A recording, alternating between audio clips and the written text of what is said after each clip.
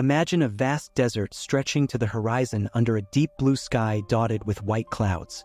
In the midst of this barren landscape stands out a tent, crafted from animal skins and colorful fabrics, skillfully erected against the elements. Under the shade of a sturdy fig tree, an elderly man, dressed in simple robes, gazes serenely at the horizon. His face, weathered by years, lights up with a welcoming smile as three weary strangers approach, exhausted from their journey under the scorching sun. With warm gestures, he invites them to rest and refresh in the cool shade of his tent.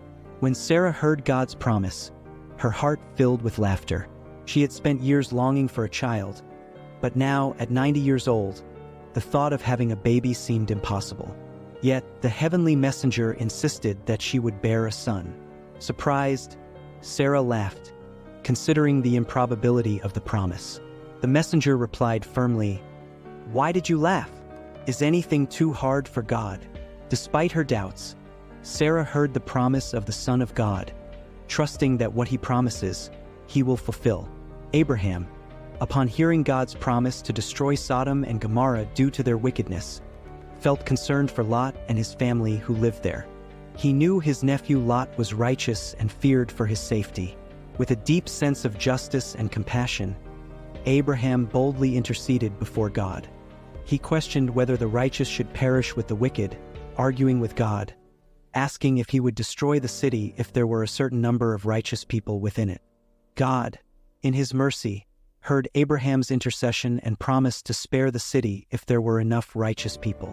This intercession revealed not only Abraham's deep empathy but also God's nature as one who hears righteous pleas and considers the good of the righteous amidst judgment.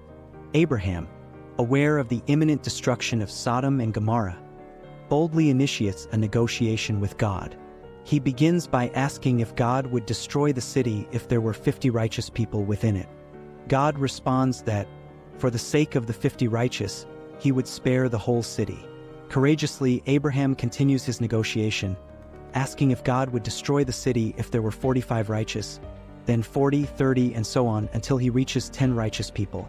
God agrees to spare the city if there are at least 10 righteous people. Abraham reveals his concern and compassion for the inhabitants of Sodom and Gomorrah, demonstrating a profound understanding that God is just and merciful. As the sun began to set over Sodom and Gomorrah, the two angels, now in the form of men, arrived at the city of Sodom. Lot, sitting at the city gate, immediately saw them. He quickly rose and, with reverence, invited them into his house, insisting that they spend the night with him. "No, we will spend the night in the square," the angels replied. But Lot insisted so much that they finally agreed and went to his house. Shortly after, the men of the city, the inhabitants of Sodom, young and old, surrounded the house. They called Lot and said to him, "Where are the men who came to you tonight? Bring them out to us so that we can have sex with them."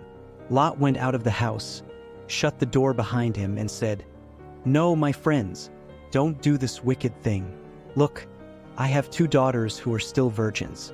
I will let you do whatever you want with them, but don't touch these men, because they have come under the protection of my roof." But they said, "Get out of the way. This foreigner came here to live, and now he wants to play the judge. We'll treat you worse than them." They pressured Lot severely and came close to breaking down the door. But the men reached out their hands, pulled Lot into the house, and shut the door. Then they struck the men who were at the door of the house, young and old, with blindness so that they could not find the door. Then the men asked Lot, "Do you have anyone else here, sons-in-law, sons or daughters, or anyone else in the city who belongs to you? Get them out of here because we are going to destroy this place. The outcry against them is so great that the Lord has sent us to destroy the city." Abraham knew that Sodom and Gomorrah were cities of great sin, but he dared to question God. "Will you sweep away the righteous with the wicked?" In an act of courage, he challenged divine justice, asking if God would destroy the city if there were only 50 righteous. With this question, Abraham not only revealed his concern for justice, but also his faith in God's goodness. In the biblical narrative, after Abraham fervently intercedes before God on behalf of Sodom and Gomorrah, the Lord agrees to spare the cities if there are at least 10 righteous people. As time runs out, Only Lot and his family are deemed worthy of being spared.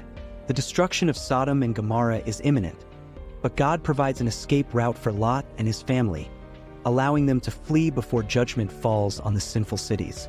In the conclusion of this powerful story of intercession and divine justice, we see how Abraham's intervention not only reveals the depth of God's love for humanity, but also the importance of fervent intercession and divine justice.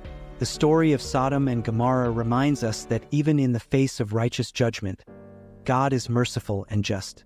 He hears the pleas of the righteous and acts according to his will.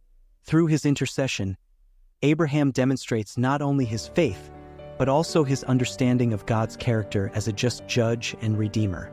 This narrative challenges us to reflect on our role in interceding for others and trusting in God's justice and mercy in all circumstances. I hope you enjoyed this journey through the story of Abraham and his intercession for Sodom and Gomorrah. If you appreciated this reflection on faith, justice, and divine intercession, be sure to subscribe to the channel for more content like this. Like the video, share it with your friends, and don't forget to hit the bell icon to receive notifications. Together, let's explore more powerful stories from the Bible and how they can impact our lives today. Thank you for watching, and until next time,